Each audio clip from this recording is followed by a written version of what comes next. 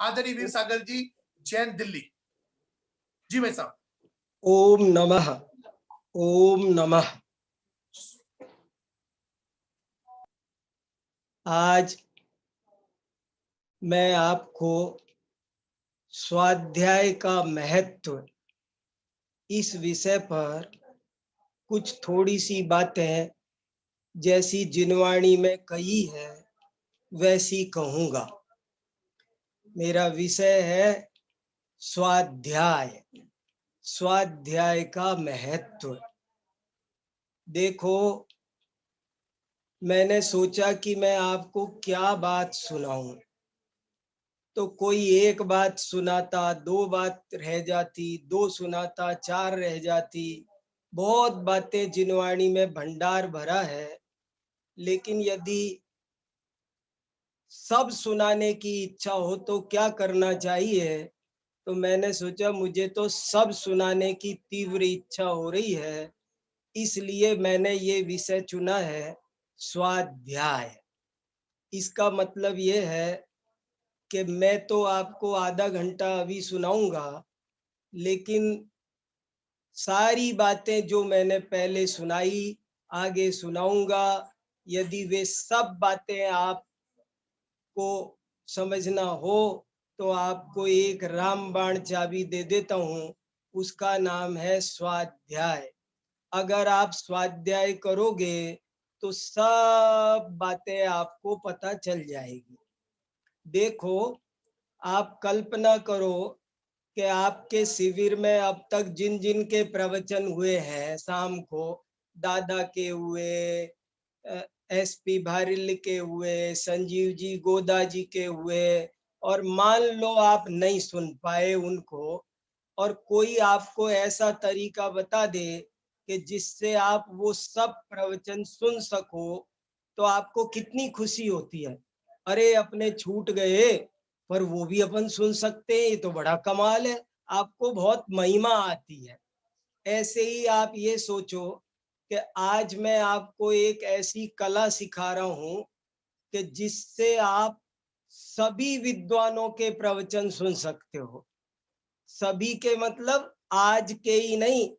आप ऐसा समझो कि आप दौलत राम जी, भूदर दास जी, पंडित टोडरमल जी, सबके प्रवचन सुनना चाहते हो क्या? आप सोचो, आप कल्पना करो कि आपको आज दौलत राम जी के प्रवचन सुनने मिल जाए तो कितना अच्छा हो, टोडरमल जी के सुनने मिल जाए तो कितना अच्छा हो। लेकिन ये संभव है, और वो कैसे संभव है? कि स्वाध्याय से संभव है। यदि हम स्वाध्याय करेंगे तो हमको टोडरमल जी, दौलत राम जी, भूदर दास जी, सब जयचंद जी छाबड़ा, सबके बड़े बड़े, अरे आचार्य कुंद कुंद महाराज के प्रवचन भी आपको सुनने मिल जाएंगे। कब? यदि आप स्वाध्याय करोगे तो ये स्वाध्याय क्या है और इसकी क्या महिमा है, आज मैं आपको थोड़ा सा संकेत कर रहा हूँ। आप सब इसको थोड़ा गंभीरता से लेना, थोड़ा कहूँ बहुत जानना। देखो, स्वाध्याय, यदि मुझे पूरा निबंध बनाना होता तो आपको ऐसे समझाता, स्वाध्याय शब्द का क्या अर्थ है, स्वाध्याय के कितने भेद हैं, स्वाध्याय की क्या विधि है, स्वाध्याय के क्या गुण है, स्वाध्याय के क्या दोष है। मान लो एक निबंध लिखना हो ना, तो ऐसे हेडिंग लगाते हम, स्वाध्याय का क्या प्रयोजन है, स्वाध्याय का क्या फल है, और अंत में उपसंहार करके निष्कर्ष निकालते। पर अभी उतनी बातें सब नहीं बता सकता, थोड़ी थोड़ी बताऊंगा। देखो, जैन शास्त्रों में स्वाध्याय की चर्चा बहुत सीरियसली की गई है और कई जगह की गई है। एक तो आप देखो, श्रावक के 6 आवश्यक सुने होंगे। हर श्रावक को 6 काम जरूर से जरूर रोज करना चाहिए। एक भी दिन उन 6 कामों के बिना नहीं रहना चाहिए। उनका नाम है सठ आवश्यक। तो उन सठ आवश्यकों में एक स्वाध्याय भी है। देव पूजा गुरु पास्ति स्वाध्याय संयमस्तपः दानं चेति गृहस्थानाम सठ कर्माणि दिने दिने। ये 6 काम श्रावक को जरूर से जरूर करना चाहिए। इसका मतलब आप समझे, हमसे आचार्यों ने ये कहा है कि आपकी जिंदगी का एक भी दिन ऐसा नहीं होना चाहिए जब आप स्वाध्याय ना करो। स्वाध्याय आप डेली करो, कंपलसरी करो। देखो कितनी बड़ी बात है, चाहे घर में बेटी की शादी हो तो भी आपको उस दिन भी स्वाध्याय में गैप नहीं देना है। कितनी बड़ी बात, 10 मिनट करो पर स्वाध्याय जरूर से जरूर करना है। अभी आप देखो ताजुब की बात, श्रावक के सठ आवश्यक है, उनमें भी स्वाध्याय का नाम है। और मुनियों के भी सठ आवश्यक अलग होते हैं, उसमें भी स्वाध्याय है। मतलब कहने का ये है कि तुम चाहे श्रावक हो चाहे मुनि हो, लेकिन स्वाध्याय सबके लिए सबसे ज्यादा जरूरी से जरूरी काम है। अब आप समझ लो कि हमको बिना स्वाध्याय के एक भी दिन नहीं रहना है। ये सारे तीर्थंकरों का हम सबको आदेश है, उपदेश है, निर्देश है, शिक्षा है, जो समझो वो समझ लो। और देखो बहुत, इसीलिए एक वाक्य आता है बहुत जरूरी, स्वाध्यायः परमं तपः। स्वाध्यायः, ये बहुत अच्छा वाक्य है, अपने घर पर लिख कर रखना चाहिए। ऐसा लिखा है कि स्वाध्याय सबसे बड़ा तप है। और तप से जानते हो क्या होता है? तप से निर्जरा, तपसा निर्जरा च। तप करो तो कर्मों की असंख्यात गुणी निर्जरा होती है। ये निर्जरा तत्व की बात है। जो स्वाध्याय करता है उसके कर्मों की असंख्य गुणी निर्जरा होती है। शास्त्रों में ऐसा लिखा है कि स्वाध्याय करते समय यदि आप स्वाध्याय में लिखी हुई बात को समझ जाओ, जब तो आप निहाल हो ही जाओगे। लेकिन यदि नहीं भी समझे, आप कुछ समझे ही नहीं, लेकिन आप विनय पूर्वक पढ़ रहे हो, थोड़ा बहुत समझ रहे हो और जो समझा उसको भी भूल गए हो, तो भी जितनी देर आपने स्वाध्याय किया है उतनी देर आपके असंख्यात कर्मों की निर्जरा होगी। जैसे जिस समय अपन स्वाध्याय करते हैं उस समय कोई क्रोध का भी उदय आए, कोई कर्म का उदय आए, तो वो पीछे की पीछे खिर जाता है, हमको दुख नहीं देता। इसलिए हमको आपको रोजाना 24 घंटे में से कम 24 मिनट आप प्रतिज्ञा करो। जैसे बहुत तरह के आप नियम लेते हो ना, मैं रात को भोजन नहीं करूंगा, मैं जमी कंद नहीं खाऊंगा, मैं रोज मंदिर जाऊंगा। अपन तरह तरह के नियम व्रत प्रतिज्ञा लेते हैं ना। मैं आज आपको एक बहुत कल्याण की प्रतिज्ञा दिलाना चाहता हूँ, आपके मन में आए तो ले लेना। एक प्रतिज्ञा है, भजन बिना भोजन नहीं और स्वाध्याय के बिना शयन नहीं। देखो ध्यान से सुनो, 2 बार बोलूंगा, बहुत मन लगा के सुनो, बहुत अच्छी बात है। उसे भी अपने यहाँ लिख के रखो, हर घर में लिख कर रखना चाहिए और उसके हिसाब से अपना जीवन जीना चाहिए। क्या बोला मैंने? भजन बिना भोजन नहीं, स्वाध्याय बिना शयन नहीं। ये ये 2 काम जो करता है वो जैन श्रावक है, वो मनुष्य है, वो जिंदा है। और जो ये 2 काम नहीं करता है वो चलता फिरता सब है, वो जीता नहीं है, खाली सांस लेता है। तो कौन 2 काम है? भजन बिना भोजन नहीं। जब भी सुबह भोजन करने थाली पर बैठो तो पहले अपने आप से प्रश्न पूछो, कि थाली तो लग गई, मैं भोजन करने तो तैयार हो गया, लेकिन मैंने भगवान का भजन किया कि नहीं किया थोड़ी देर?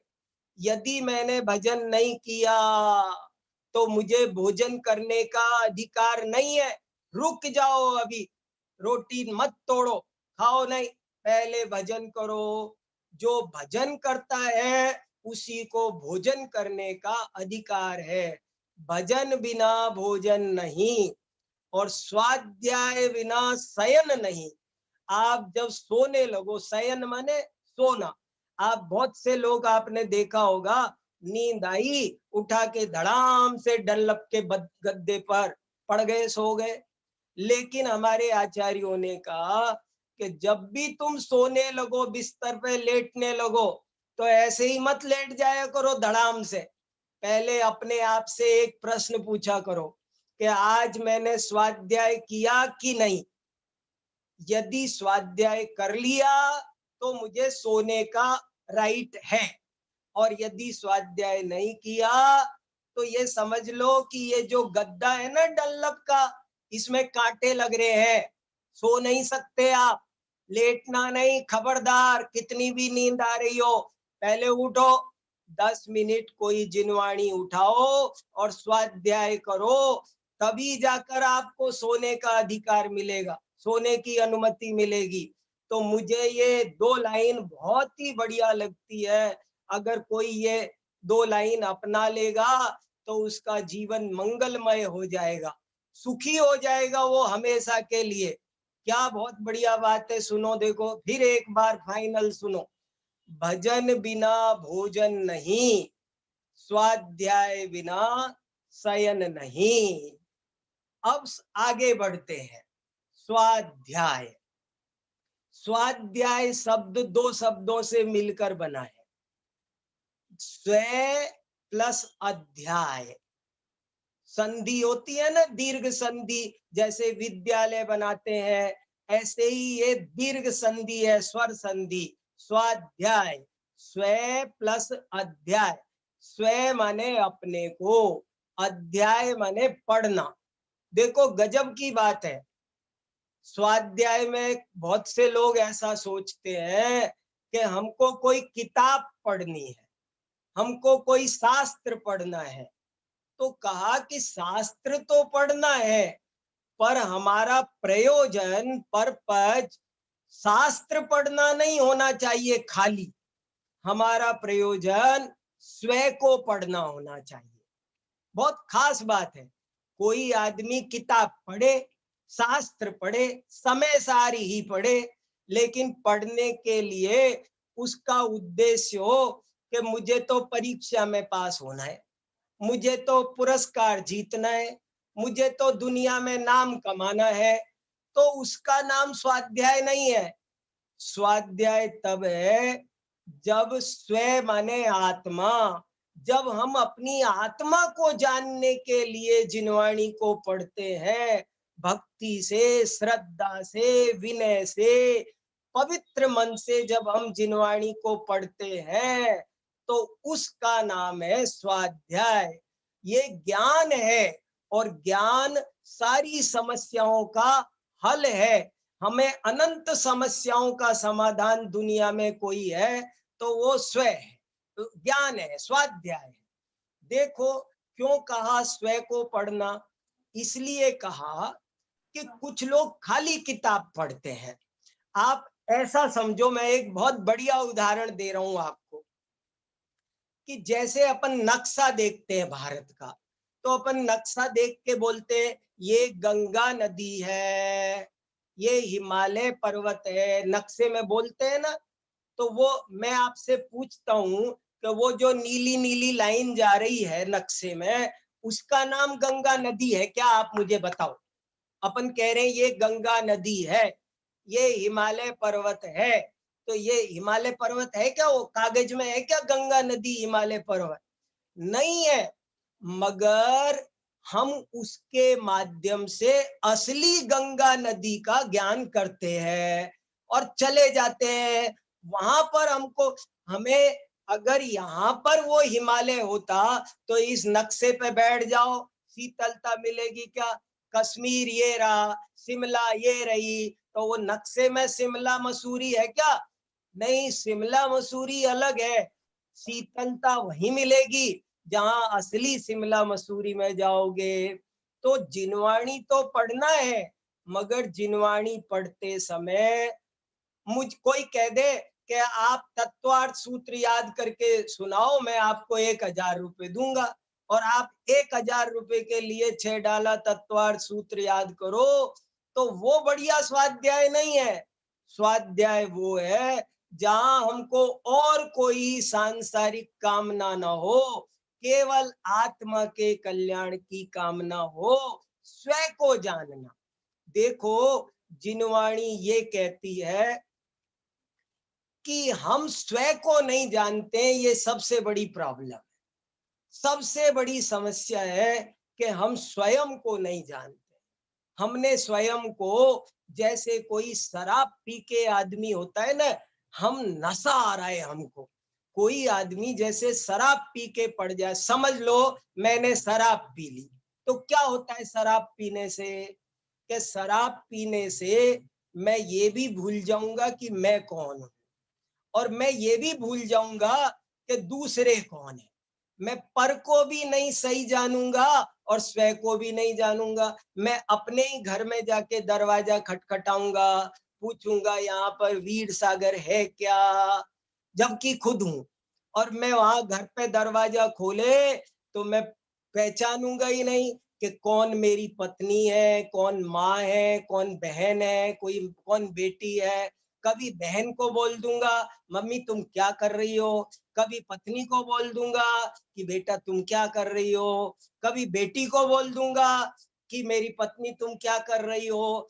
तो ऐसे ही हम सब मोह की शराब पी के पड़े हैं, हमको होश नहीं है हम कौन है।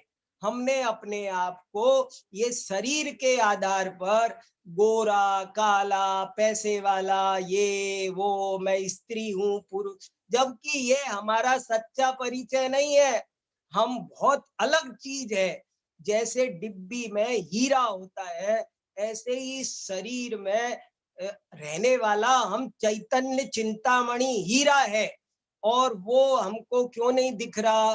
क्योंकि हमने मोह का नशा कर रखा है।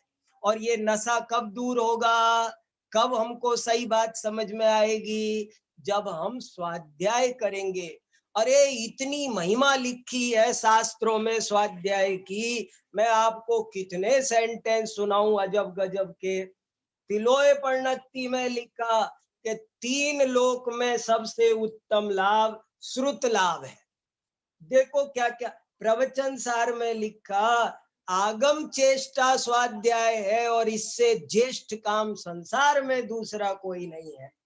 भगवती आराधना में लिखा कि भूतकाल में न भविष्य काल में स्वाध्याय से बड़ा कोई तप नहीं है। धवला में लिखा कि कोई 4 दिन 8 दिन उपवास करे, वो भी छोटा है, कुछ नहीं है। स्वाध्याय का महान तप है।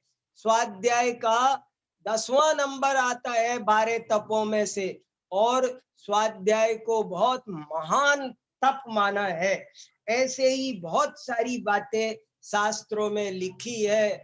स्वाध्याय की महिमा को साक्षात सुरगुरु बृहस्पति भी आ जाए तो कह नहीं सकता। इसलिए रोज सब काम छोड़ करके थोड़ी देर शांति से एकांत में बैठकर जिनवाणी को चौकी पर विराजमान करके आप 1 घंटा जरूर कम से कम पढ़ो। कम से कम 1 घंटा 2 घंटा हमको स्वाध्याय करना चाहिए। ये दुर्लभ मनुष्य जन्म है। हमको संसार में सब मिल सकता है, धन कन कंचन राज सुख सबई सुलभ कर जान, दुर्लभ है संसार में एक यथार्थ ज्ञान। अरे अभी और बात सुनो। देखो हमारे बड़े बड़े लोग कैसे हुए। स्वाध्याय भी कोई 10 मिनट आधा घंटा 1 घंटा नहीं होता। जब रुचि होती है तो 24 घंटे स्वाध्याय होता है। पंडित दौलत राम जी जिन्होंने 6 डाला लिखी, वो आजीविका के लिए कपड़े छापने का काम करते थे अलीगढ़ में।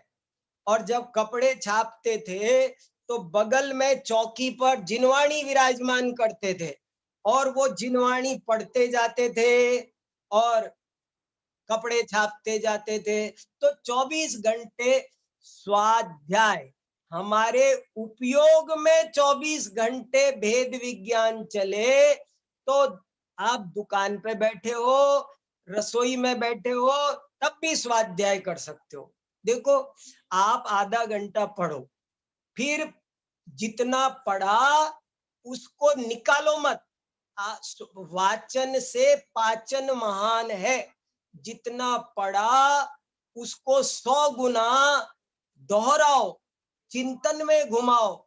जैसे दीवार बनाते हैं सीमेंट की, तो उस पर पानी का छींटा देते हैं तो क्या होता है? मजबूत हो जाती है।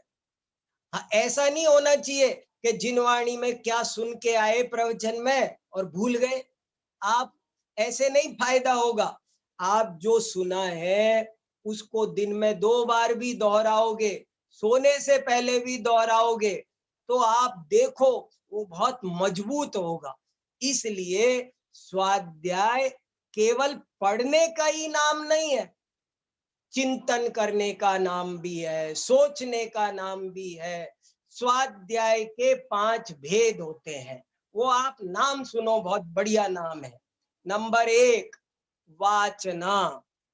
स्वाध्याय के 5 भेद होते हैं, सबको याद करने हैं। वाचना, प्रच्छना, अनुप्रेक्षा, आमनाय और धर्मोपदेश। वाचना माने पढ़ना। पहले किसी भी शास्त्र को शुरू से अंत तक नियम से, अच्छे से, शुद्ध पढ़ के उसको पढ़ना, उसका नाम है वाचना स्वाध्याय, पहला। दूसरे स्वाध्याय का नाम है प्रच्छना। प्रच्छना माने कोई बात समझ में नहीं आई तो उसे पूछो। देखो, प्रच्छना, पूछना वो दूसरे नंबर पर है। कितने ही लोग पढ़ते नहीं है, पूछते हैं धड़। हमको पंडित जी, हमको एक प्रश्न पूछना है। अरे तुमने पढ़ा है, पहले पढ़ के आओ शास्त्र। पहले पढ़ना, बाद में पूछना। पढ़े बिना नहीं पूछना। और वही पूछो जो समझ में नहीं आए। कितने ही लोग इसलिए पूछते हैं कि परीक्षा लेने के लिए, देखे पंडित जी को, उनको आता है कि टीचर को आता है कि नहीं। ये गंदी आदत है। किसी की परीक्षा के लिए नहीं पूछना चाहिए, समझने के लिए। पहले वाचना, फिर प्रच्छना, फिर अनुप्रेक्षा। अब ऐसा नहीं कि पूछ लिया, गुरुजी से पूछ लिया, छोड़ो, नहीं। अनुप्रेक्षा का मतलब है अब जो उत्तर दिया उस पर फिर सोचो। क्या पढ़ा उसको अच्छे से समझो, अर्थ समझो। नहीं समझ में आया हो तो पूछो। पूछ लिया, सब बात क्लियर हो गई, तो अब उस पर गहराई से चिंतन करो कि जो कहा वो सही है कि गलत है। मुझे इन्होंने जो बात कही वे बातें सही है कि गलत है। ऐसे उस पर चिंतन करना, उसको बार बार दोहराना, उसको उसका नाम है अनुप्रेक्षा। अनुप्रेक्षा माने जैसे गुरुजी ने, जैसे हमने शास्त्र में पढ़ा कि शरीर अलग है, आत्मा अलग। तो पहले हम पढ़ो शांति से, पढ़ने के बाद उसको समझो। कुछ समझ में नहीं आ रहा तो पूछो। जब पूछ लिया तो अब चिंतन करो कि इन्होंने कहा तो है शरीर अलग है, आत्मा अलग है, पर है कि नहीं है। ऐसे फिर पूछो, फिर सोचो, फिर पूछो, फिर पढ़ो। ऐसे बार बार वाचना, प्रच्छना, अनुप्रेक्षा, वाचना, प्रच्छना, अनुप्रेक्षा। सोते सोते भी, दुकान पे बैठे बैठे भी, बहुत से लोग रोटी बना रहे हैं और इधर उधर की बात कर रहे हैं, इसकी बुराई उसकी बुराई। अरे भोजन बनाते समय भी जिनवाणी की बात करो। आप अच्छी भेद विज्ञान की बात सोचो आप उस समय भी अच्छी अच्छी बातें सोचो ना। तीन भुवन में सार वीतराग विज्ञानता, ये गाओ ना, इसको सोचो ना, इसको समझो ना, तो आप रोटी भी बनेगी और स्वाध्याय भी होगा। आर्त ध्यान नहीं, आप दुकान पे भी धर्म ध्यान कर सकते हो। धर्म अकेले मंदिर में नहीं होता, ये ध्यान रखना। धर्म ध्यान मंदिर में ही नहीं होता, मंदिर में तो सीखने जाते हैं। घर, दुकान, रसोई, ये सब उसकी लेबोरेटरी है, प्रयोगशाला है। आप वहीं करते हो, इसका मतलब आपने सीखा नहीं अभी। आपकी लेबोरेटरी तो, प्रयोगशाला तो जीवन है। तो हमारे जीवन में खाते पीते सोते उठते बैठते हमको चलना चाहिए, वो है अनुप्रेक्षा। फिर आमना है, उसको अब कंठस्थ करो। सम्यक दर्शन ज्ञान चारित्राणी मोक्ष मार्ग, तीन भुवन में सार वीतराग विज्ञानता, ये आमना है। कंठस्थ करो, देखो समझ कर कंठस्थ करो। और पांचवा भेद है धर्मोपदेश। अब कोई भव्य जीव हो तो उसको समझाओ। आप देखो 5वें नंबर पर आया धर्मोपदेश। 5 में से 4 तो अपने लिए है, और ये 5वां हल्का फुल्का दूसरे के लिए है। वो भी ज्यादा नहीं है, वो भी अपने ही लिए है। देखा जाए तो बारीकी में जाओगे तो मैं सिद्ध कर दूंगा कि धर्मोपदेश भी वास्तव में अपने ही ज्ञान को व्यवस्थित और परिमार्जित करने के लिए है।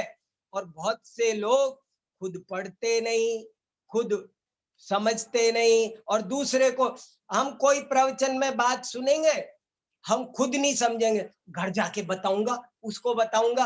अरे पहले खुद समझो। अरे सुधारक जगत के चिंता मत कर यार, तेरा मन ही जगत है, पहले इसे सुधार।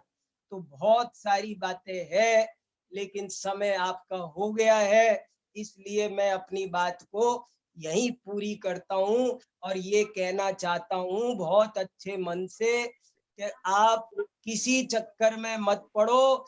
100 तालों की एक चाबी है, स्वाध्याय स्वाध्याय स्वाध्याय।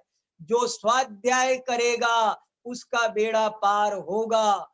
देखो, अगर बड़े से बड़ा विद्वान भी अगर स्वाध्याय करना छोड़ दे तो मूर्ख बन जाएगा, और मूर्ख भी स्वाध्याय करे तो विद्वान बन जाएगा। इसलिए स्वाध्याय की बहुत महिमा है। मोह का क्षय होगा, अज्ञान का नाश होगा। इसलिए हम इस स्वाध्याय की क्रिया को बहुत अच्छे पवित्र मन से प्रतिदिन करें। सब लोग स्वाध्याय करें, आत्मा को जाने। मैं इसी पवित्र भावना के साथ अपनी वाणी को विराम देता हूँ। जय जिनेन्द्र। बहुत सुंदर भाई साहब, आपने बहुत ही जबरदस्त स्वाध्याय के स्वरूप पर चर्चा की।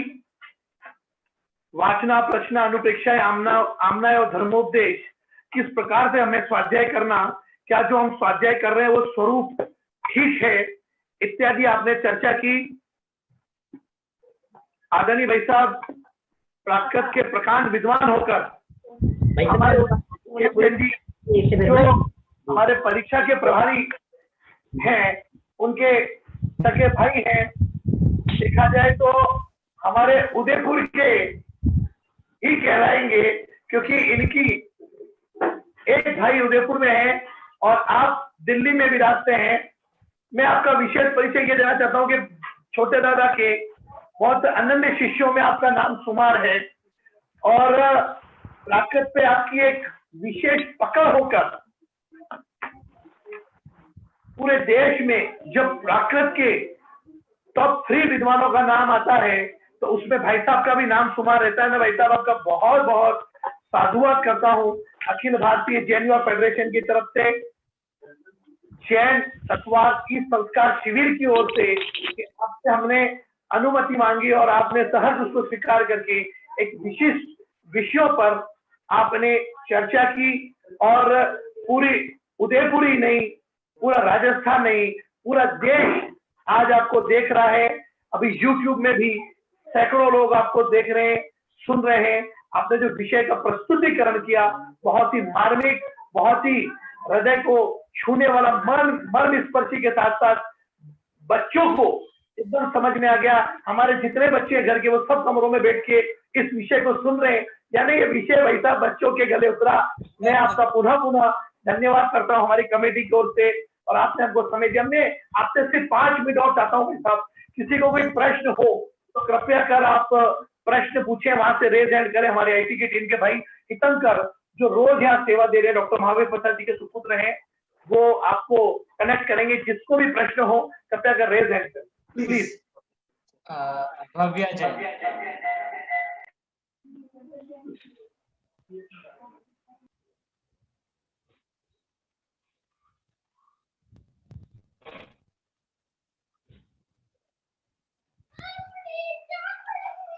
पंडित जी, हाँ बोलिए। जय जिनेंद्र। जय जिनेंद्र। आमना की डेफिनेशन वापस बताइए, समझ में नहीं आई। आमनाय का मतलब होता है दोहराना, विषय को पक्का करना। जो हमने पढ़ा समझा उसको अब कंठस्थ करना, कंठस्थ करना, कंठस्थ करना, उसको अब याद करना। जी ठीक है, जय जी भाई साहब, बहुत बहुत धन्यवाद भाई साहब। पाठ करना, आपने बताया कि पाठ करना, दोहराना आदि आमना के अर्थ हैं। बहुत सुंदर भाई साहब। और कोई प्रश्न हो तो जल्दी करें प्लीज। विदेही जैन, विदेह जैन। जय जिनेंद्र पंडित जी, मेरा प्रश्न था कि जो प्रवचन आदि होते हैं, क्या हम उनको भी स्वाध्याय कह सकते हैं? हाँ, वे भी स्वाध्याय है। जो पढ़ना, जिनवाणी सुनना, पढ़ना, ये सब एक ही बात है, पर आत्म कल्याण की इच्छा से, आत्म कल्याण की भावना से प्रवचन को पढ़ना सुनना सब स्वाध्याय है। जी धन्यवाद। जय जिनेंद्र। बहुत अच्छा। विधेय जैन, बहुत सुंदर प्रश्न कि आत्म कल्याण की भावना से सुनना ही स्वाध्याय है। बहुत सुंदर भाई साहब। अगला प्रश्न, अगला प्रश्न भाई हितंकर से मैं निवेदन करूंगा अगले प्रश्न की ओर ले जाए हमको। सम्यक जैन बोरीवली। सम्यक जैन बोरीवली। पंडित जी, हमें कंठस्थ क्यों करना चाहिए? बहुत बढ़िया, बहुत ही अच्छा सवाल है। कंठस्थ करने के बहुत सारे फायदे हैं। देखो, 2-3 फायदे तो ये है, आप ऐसा सोचो कि अपन 24 घंटे पढ़ नहीं सकते।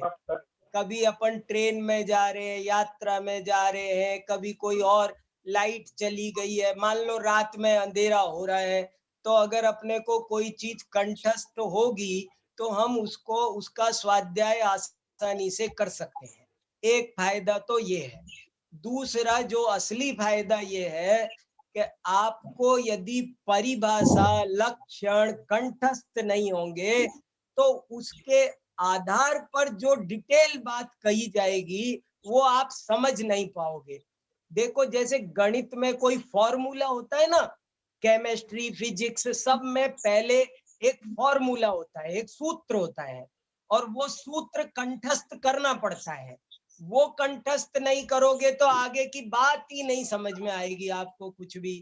तो ऐसे ही जो जिनवाणी में लक्षण है, परिभाषा है, उनको कंठस्थ नहीं करेंगे तो जो उनका विस्तार व्याख्यान है वो हमारी समझ में नहीं आएगा। इसलिए लक्षण, परिभाषा वो पहले कंठस्थ कर। अब जैसे जीव की परिभाषा तो पता होना चाहिए, जीव किसे कहते हैं। अगर परिभाषा ही नहीं पता होगी तो जीव पर आप ज्यादा नहीं अच्छे से स्टडी कर पाओगे। तो स्वयं की स्टडी करने के लिए पहले परिभाषाओं को, लक्षणों को कंठस्थ करना चाहिए। बहुत बढ़िया सवाल पूछा, शाबाश।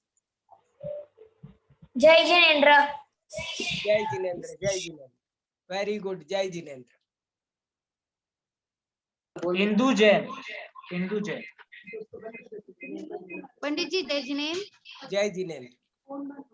पंडित जी, मेरा सवाल ये है कि जैसे हमारे जो चारों अनुयोग हैं, मैंने आज तक एक भी अनुयोग नहीं पढ़ा है, हमें किस अनुयोग से शुरू करना चाहिए अपना हाँ, स्वाध्याय ये भी बहुत बढ़िया सवाल है। देखो, ऐसा कोई नियम नहीं है कि पहले कौन सा अनुयोग पढ़ना चाहिए। आप बहुत अच्छे से समझो, ऐसा कहीं शास्त्र में नहीं लिखा है कि पहले कौन सा अनुयोग पढ़ना चाहिए। आपको जो जिनवाणी अच्छे से समझ में आ जाए, पहले 6 डाला पढ़ो, पहले द्रव्य संग्रह पढ़ो। आपको 6 डाला, द्रव्य संग्रह, सरल सरल ग्रंथों से अगर आपका मन लगे तो ऐसे पढ़ो।